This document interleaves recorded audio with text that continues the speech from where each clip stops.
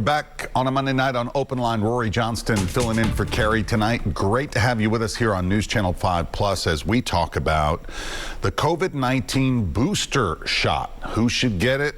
Who should not? 737 plus is the number. Great opportunity to have your questions asked by a local expert, Dr. Aima Ahonkhai from Vanderbilt University Medical Center. She's an infectious disease expert. And yes, we're having an infectious disease expert on the show from Vanderbilt who is not named William Schaffner. How about that? He's our go-to guy. But no, doctor, it's so good to have you with us. So here's what we know. The FDA authorized and the CDC recommended boosters for really millions of people. Pfizer, Moderna, and Johnson & Johnson. Is that correct? All three? That is correct. That's where we are now. I know Pfizer was the first. This is what I have here. Pfizer and Moderna boosters are now recommended for people 65 and older. Younger adults with health problems. I have questions about that group. Also, maybe with high-risk jobs or other situations that might put them at high risk of COVID infection. The doses are for those who received their second shot at least 6 months ago. The Johnson & Johnson booster obviously was a one-shot. It's recommended for, the original was, for people 18 and older at least 2 months after the initial dose. So why the booster now? Yeah, so excellent question. So we know that we've been following people over time as they've gotten vaccinated, and I don't think the thought was that that the protection provided by vaccines would last forever.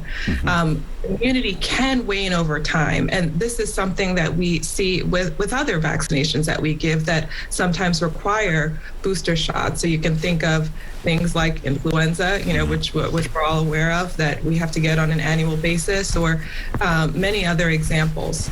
So what's happened here is that over time we see, and we could see this very well with the Delta surge.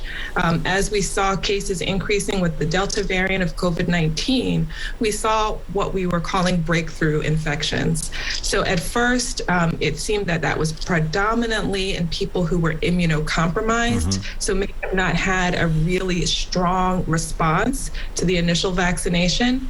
And then we started to see that people who were not immunocompromised, but who were fully vaccinated, were getting infected with COVID-19. Certainly they weren't as sick as individuals who were not vaccinated, but we were seeing that the infections were breaking through. And that was happening because the immune protection provided by the vaccine over time was going down.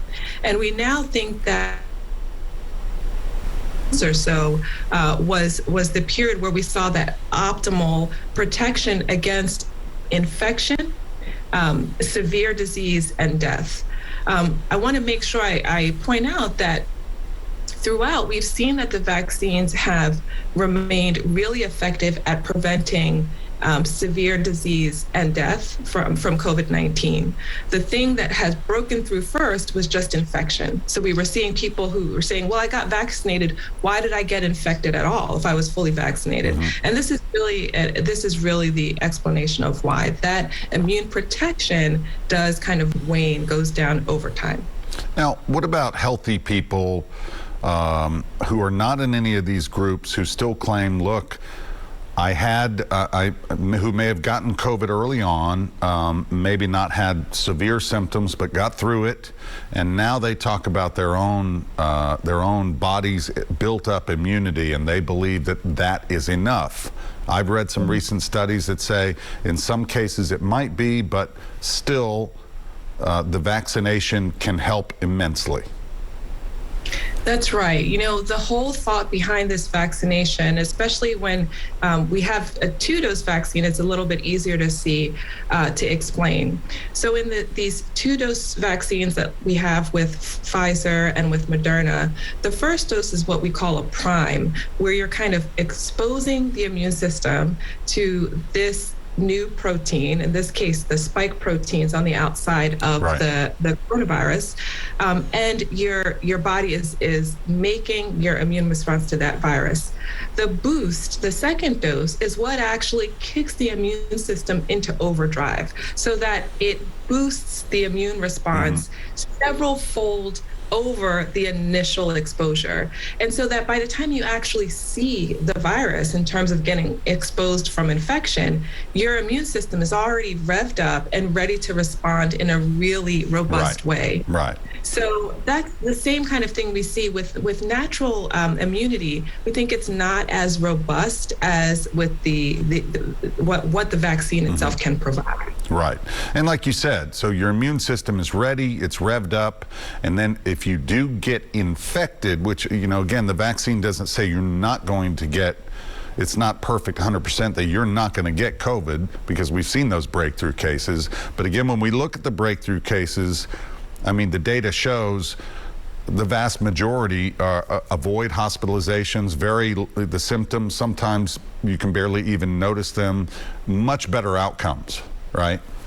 Right, that's right, yeah. And there is a recent study suggesting that vaccine protection is about 5 times at least better than having been formerly infected with COVID. So they looked at people who got hospitalized with COVID and people who felt like, okay, I had a history of COVID that provided some protection against me,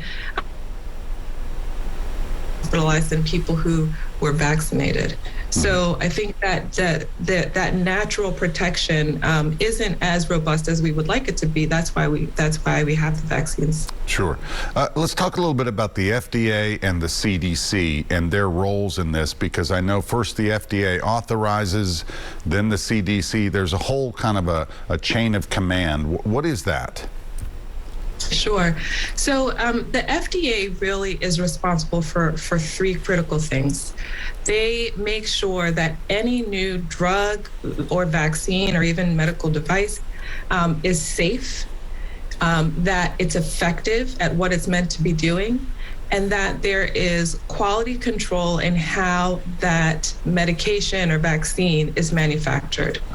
And so when researchers discover a new treatment or a new application for a treatment, they go to the FDA and say, this is the data that we have, the evidence that we have, sometimes from animal models, that this medication may work for this particular reason. And they seek approval from the FDA to study that intervention, that medication, in people. And that's called an IND. Once the FDA administers that, then we have 3 additional phases of trials that happen in human beings and individuals. And once those bars are met, and the investigators can show that it's safe, that it's effective, and that quality control in manufacturing can be achieved, then the FDA can issue approval, or what we've all learned about this year, emergency use authorization for a new medication. And we should point out, too, that there are many cases where a product or a drug or a device or whatever never makes it through. Some are never even given that initial go-ahead to do human trials, and then maybe something happens during the trials where they realize, you know what, this isn't working, right? That's exactly right. So this is an ongoing process. Even after, like you said, there may be products that never meet the bar. They're never issued an IND. They cannot be studied in humans. There are products that may be approved and studied in humans. And if there are long-term side effects or consequences that are discovered later on, then things can be shifted. So, but the FDA is really kind of lauded around the world for how well it actually does execute this process. And then the CDC comes in, right? How does that work? So the CDC, and there are a couple of different organizations, but the CDC and the ACIP, American College on Immunization Practices, they actually work together to determine, okay, now you have a vaccine that's approved for use in the U.S. population. We have to decide, who it's administered to, the dosing, the frequency, and so these are the communications that we've seen issued. If you go to the CDC website, as you mentioned, for the boosters, it lays out very specifically who can get a booster, what type, how often. And so the CDC, the ACIP, they work together to really lay out those recommendations for the American people. Excellent. All right. We're going to take another break. Still waiting for your phone calls. Where are our regulars out there? We want to hear from you. 737 plus phones right here. Lines are open. We'll be right back.